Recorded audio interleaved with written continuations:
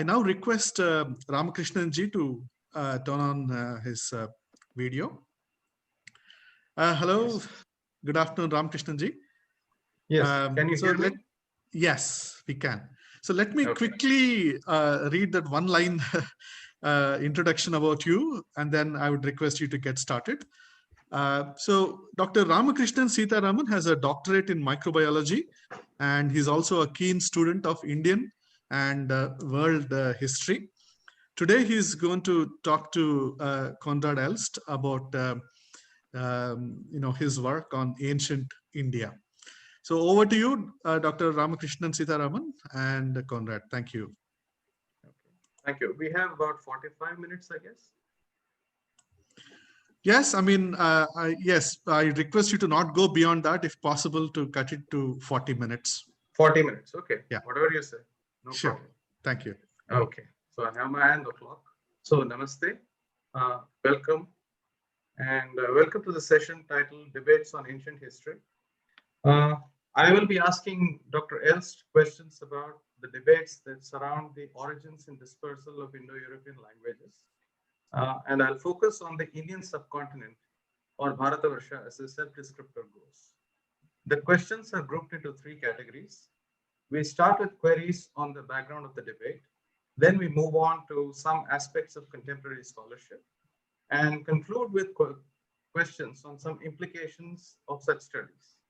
Given the limited time, obviously, the coverage will be far from comprehensive, but we hope that this glimpse of Indo-European studies as it applies to the Indian subcontinent will encourage and enthuse researchers from diverse fields such as archaeology, linguistics, archaeogenetics, paleoclimatology, and so on, to bring their collective expertise to bear on this problem of Indo-European language origins and dispersal. So without further ado, we start with the questions firstly on the background of this debate. So Dr. Elst, what are the fundamental questions that the field of Indo-European studies seeks to answer? Well, in a way, it's very modest. It simply seeks to describe things as they have been, as they are now also. But, the historical part, which is the part that interests me, partly it has the same goal as history, namely to reconstruct things as they have really been. Of course, that's a difficult thing in history. Any new discovery can jeopardize the scenario that you painstakingly built. Moreover, our information is always incomplete. And so we can only approximate things how they have really been. Nevertheless, that's what we try to do as much as possible, namely to establish the relations between the different Indo-European languages and, where possible, reconstruct an original Indo-European language where from all these later languages descend, and map out its relations with other languages. And then by now, of course, we've reached the stage where some linguists take it a step further and try to establish the relation between different language families. So, you can say that Proto-Indo-European must have been spoken 6,000 years ago. But if you go back like 10,000, 15,000 years ago, you find that Indo-European was related to Uralic, to Altaic. If you go back far enough, to Dravidian, and so on. So that's, of course, often still very speculative, but very gradually, and I'm optimistic about that, we will map out deeper and deeper into the past how languages were and how they relate to each other. So obviously there have been many theories about how these Indo-European languages originated and dispersed. So could you briefly tell us what were the competing theories that were proposed and have been conclusively discarded? And what are the contenders that are still in the race today? Yeah.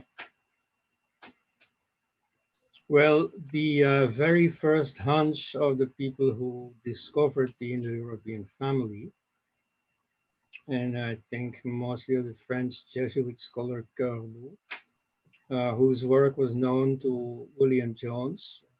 So William Jones made it public, but it is Cornu who mapped it out, who really uh, put on a scholarly pedestal the theory of Indo-European kinship, which had already been intuited earlier by some traveling traders who went to India and noticed the similarities between Konkani, Gujarati, whatever they found, and their own Italian, French, whatever. But so Cordoue really put it on a scholarly footing. This is in around 1770. And so at that time, the hunch of most people was, that all these languages came from India. And this was natural because they saw Sanskrit as a more original form of Indo-European than Greek and Latin. Like, for example, in Sanskrit, you have 3 numbers. In Latin and Greek, you have only 2. Though you do find here and there a few word forms that clearly show a dual origin. And so you can see that it's not Sanskrit that has later invented this dual number. No, it is Latin and Greek that have lost it. Or Sanskrit has 8 cases of the substantive, of the noun, and Latin has only 6, Greek has only 5, German has only 4, English has only 1. So these cases were lost in the other languages and Sanskrit preserved them. So they thought, well, Sanskrit is clearly the closest to the reconstructed Proto-Indo-European. And then they deduced from that, not entirely logically, then India must be the land of origin. Now, later, as they realized that Sanskrit was not the original either, though closer to it, nevertheless, the country of origin may have been different than India. And so in 1834,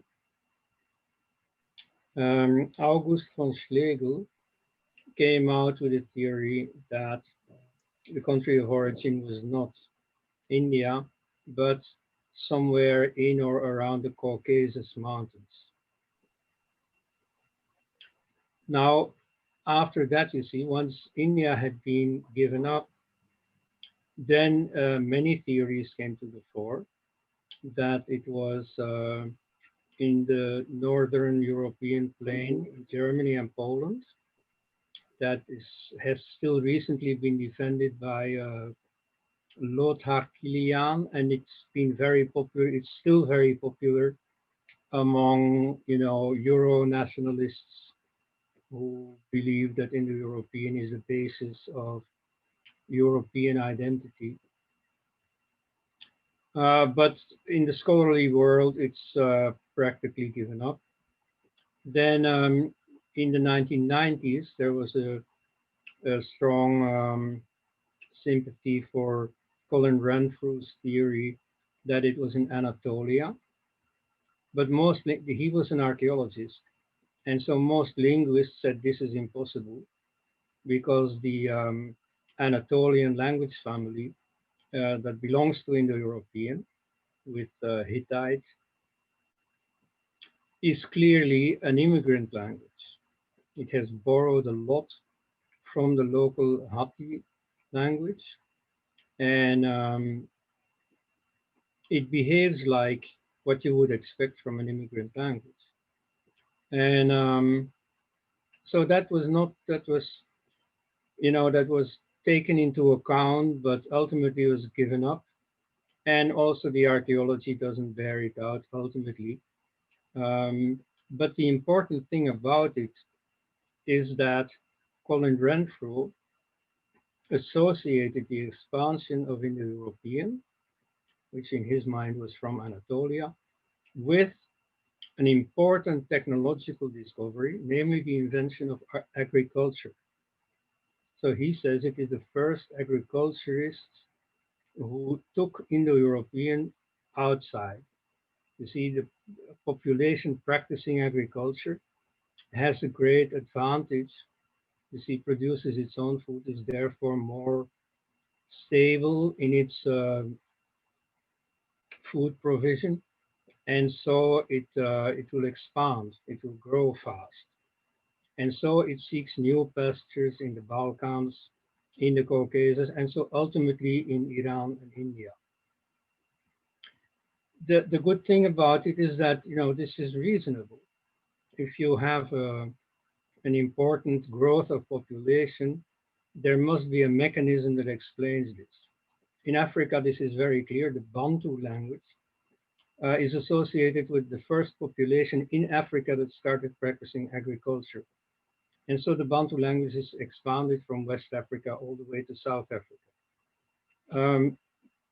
But that's not the case here. You can also see it linguistically. The terms used for agricultural products and techniques are often not Indo-European. They are invented by the daughter languages at a later stage or borrowed from other languages. So it's not agriculture, and the Indo-European family is also not that old. The start of agriculture is like 10,000 years ago. The start of Indo-European is accepted by all the scholars as not being older than 6,000 BC. That Anatolian alternative has fallen away, and now practically everybody is back to what was started by Schlegel in 1834 around the Caucasus Mountains, in the Pontic steppes in eastern Ukraine, western Russia. Meanwhile, since the 1980s, the out of India theory is back. It's not new. It's not invented by Hindu nationalists or anything. No, it's a repeat of what was there in the 18th century already. Great philosophers like Voltaire, like Immanuel Kant, already said explicitly that India is the place of origin.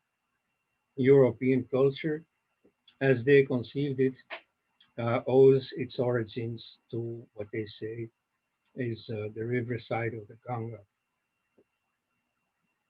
So I think, those are the essential alternatives. There are, of course, rather funny ones.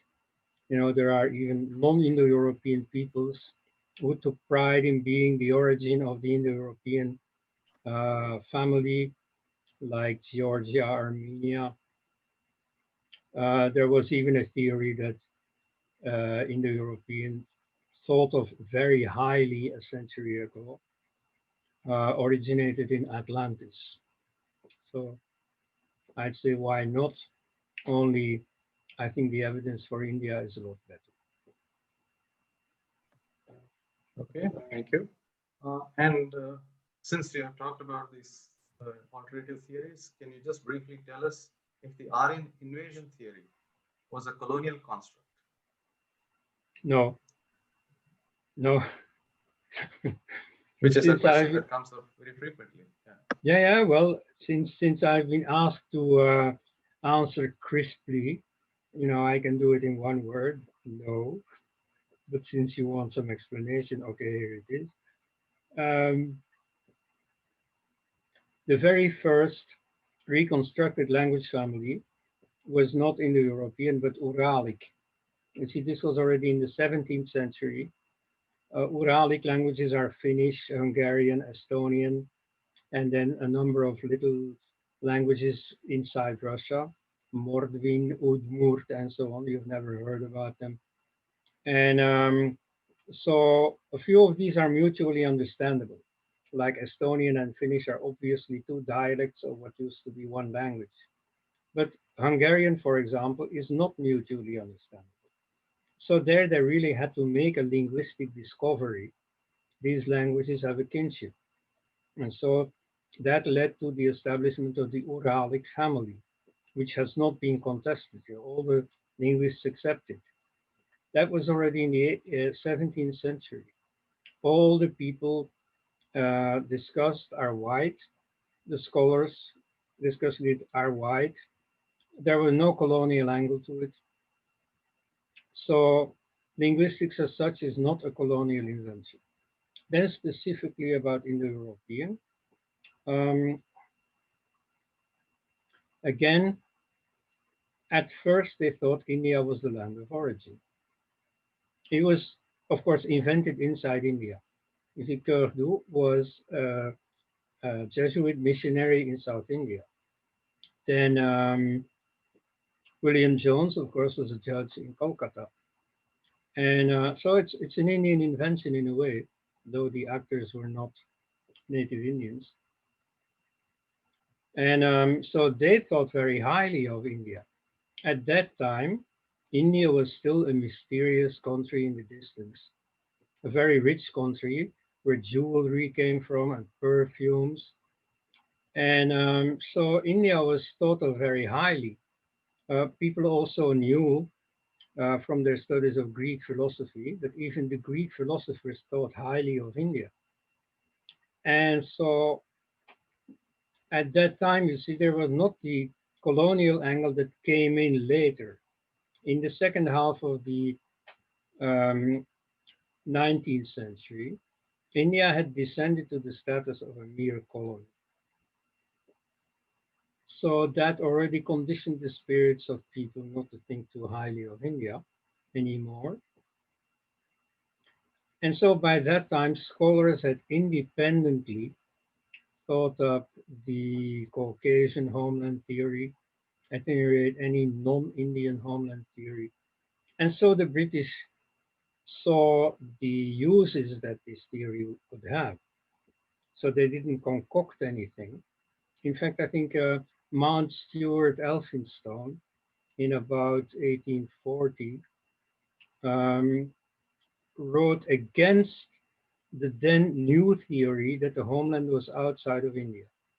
He defended India as the homeland, whereas he was a colonial administrator par excellence. So it is only later that the British started to see the uses that this theory could have, namely of reducing the emergent freedom movement as only a pastime of high caste Hindus who had themselves invaded India just as the British had. And so that was their reason. Indians themselves often also welcomed this theory because it put them on a par with the British. They said, okay, let's see these, they often shared the colonial prejudice against Africans, for example. And so they said, okay, this puts us on a higher level than the real savages, as they called them in those days. And so ultimately, we have as much right as the British to rule ourselves. So they interpreted it differently from what the British did, but they also saw the uses of this Aryan invasion theory. But so ultimately, to sum up, no, it was not a colonial concoction. Okay, thank you. So we now go on to some questions related to contemporary scholarship. So what are the implications of the discovery of various Bronze Age steppe cultures that have been found on this Aryan debate? And has the genetics of these cultures actually proven any kind of Aryan invasion or not, especially into India? Well, You see, these discoveries of the steppe cultures are important, but I think that the right conclusions also not always clear. But you see, I think the right conclusions have often not been drawn. Like in the Andronovo steppe culture in Kazakhstan, thereabouts, um, you do find some Vedic elements. And so the scholars say, oh, yeah, this must be the Indian Aryans on the way to India. Whereas these data can better be interpreted as you see some leftovers of Indian culture by people emigrating from India on the way to Europe. But so that's of course debatable. Indian scholars have hardly worked on this. You see, inside India, they have very thoroughly shown that there is no sign of an invasion, that there is no new culture appearing at some point, that all the developments can be explained from local facts on the ground. Um, Whereas what is happening in Afghanistan, in Uzbekistan, and so on is also important, but has not been sufficiently explored yet. Afghanistan, of course, is a very important country in this regard, but you see, due to war circumstances for like the past 40 years, not much has been done there. So I hope this gets off the ground again, because there are many, many useful things to be found. Then if you go to Europe, there, of course, there are plenty of archaeological findings that show very clearly, definitively, I mean, nobody doubts it anymore, that Indo-European inside Europe all came from what they call the Yamna culture or the pit grave culture, where people were buried vertically um, in eastern Ukraine, western Russia. So that is very definite. And you see, many people say, oh, this is the homeland, but that is only because they look at things from a European perspective. For Europe, this was indeed the homeland, except that it was only a secondary home. And so some scholars now already recognize this was a secondary homeland, though they still have different opinions about what then was the primary homeland. Like I know that you're probably going to ask about David Reich, geneticist who has also contributed to this debate.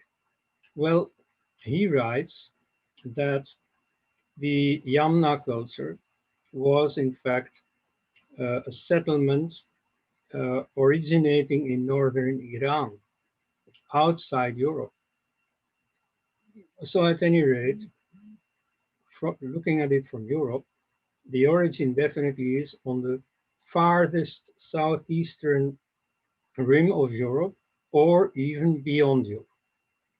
Yeah, so that's certain, and that's very useful, because if it's a secondary homeland, it may be a settlement originating in India. But then has genetics proved any kind of invasion into India? Or do we still await some more data? Well, we certainly await more data, because just the magnitude of the data presently used is very small compared to the populations we are talking about. And so initially, I was very skeptical of these genetic findings, because often geneticists, who no doubt are competent in their own field, collect some data and then explain these data through theories that they've heard from their colleagues in historical studies, Indology, and so they did not give new proof. That was circular proof. They simply reproduced the theories already prevalent. Now, of course, Meanwhile, genetics has advanced and certainly reached a level where I can't follow the technical details, but I try to follow, their conclusions.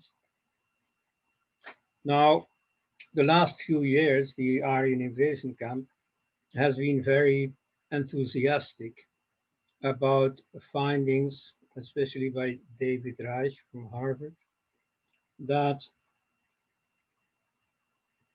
in the period that they usually associate with the Aryan invasion around 1500 BC, there was actually an influx of genes from Central Asia.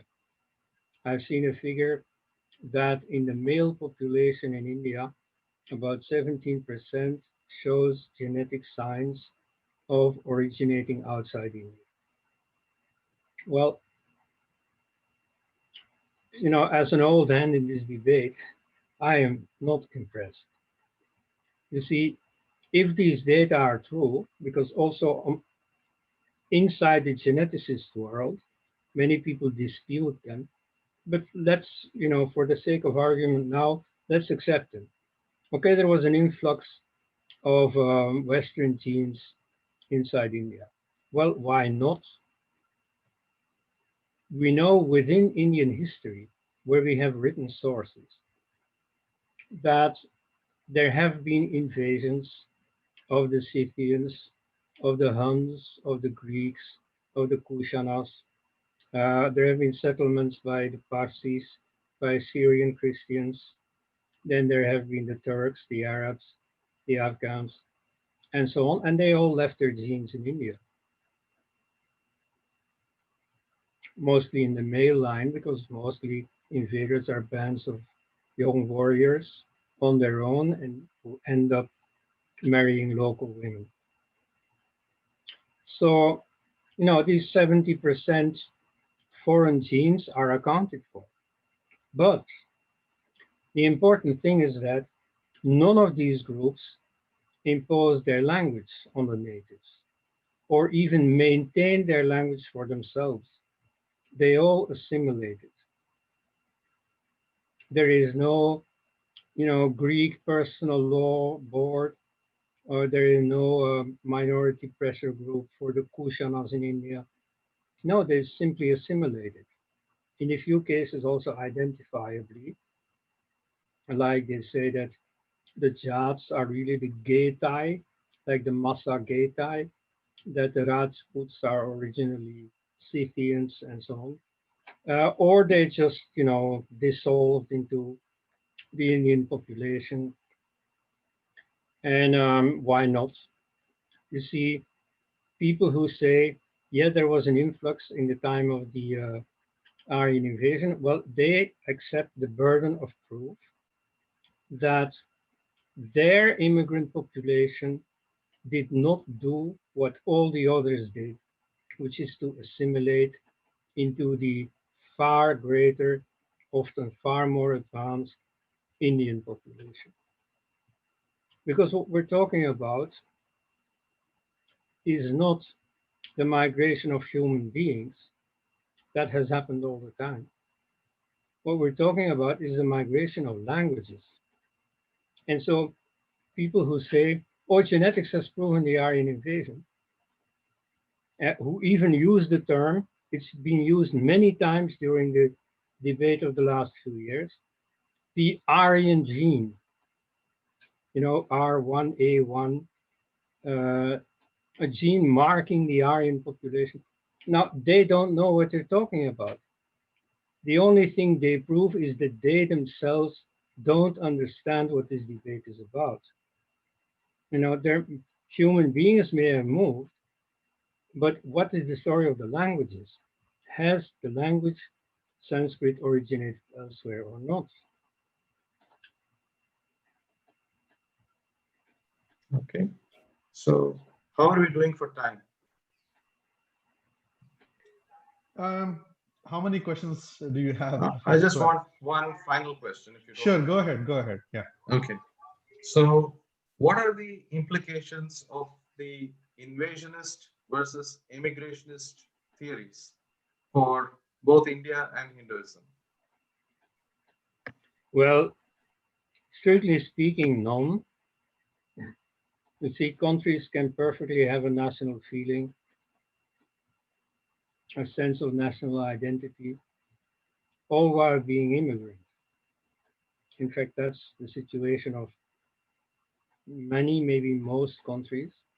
You know, America very obviously, but many countries that you wouldn't think of, like Hungary. The Hungarians came from the Ural Mountains, settled in Hungary. Romania was created on the basis of a Dacian population, a Scythian subtribe, by the Roman Emperor Trajanus, who is revered there as the father of the fatherland. So very many countries have this immigration story, and so in India that ought not to have been a problem. Indeed, you see many nationalists in the 20th century believed in the Aryan invasion, like for instance the historian V.S. Agarwal. Um, in fact, it is he who originated the phrase, when dealing with the apparent massacre of people in Mohenjo-daro. It's he who coined the phrase Indra stands accused. You see, the Vedic people have invaded here and they have killed all these people. He was a very firm believer in a very hard version of the Aryan invasion theory. Yet he was an Indian nationalist. Veer Savarkar believed in the Aryan invasion, not strongly, but it was just around, so he felt like he couldn't ignore it. So strictly speaking, that need not be important. We're talking about something that happened like 4,000 years ago. What are we talking about? Why should this be a problem? So, people like this Mallikarjuna Kharge, who said on the floor of parliament that the upper castes originate outside India, they should go back to Central Asia. Uh, I mean, they are talking a language that to most people in the world would sound very strange, very bizarre. Why do these issues of 4,000 years ago have any importance today? Um, so it need not be important, but circumstances are that it has become important. And so in that sense, it is a good thing. It discards a number of artificial problems for India if the out of India theory is proven. Thank you very much for all your detailed answers. So, as I understand it, you tend to favor the dispersal of these languages from India, that is the out of India theory. However, you have also cautioned us frequently on the mutual deafness of the invasionist and immigrationist camps. And you have stressed that we are still very far from having a coherent and consistent model of Indo-European language origins that truly integrates all the multiple lines of evidence, such as archaeology, language, genetics, literary, and so on. So the question remains wide open for any researcher who wants to take it up. So thank you very much, Dr. Elst.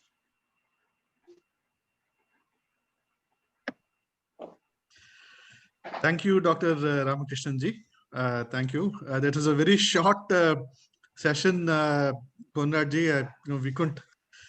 I know this could go on and on for almost a day or two, but I think this was a good summary. At least you got a chance to touch upon some of the important conclusions. Those who are more interested could, of course, read your book from 2018. That gives a good summary of things so far. I'd now like to, so Ramakrishnan ji, thank you very much.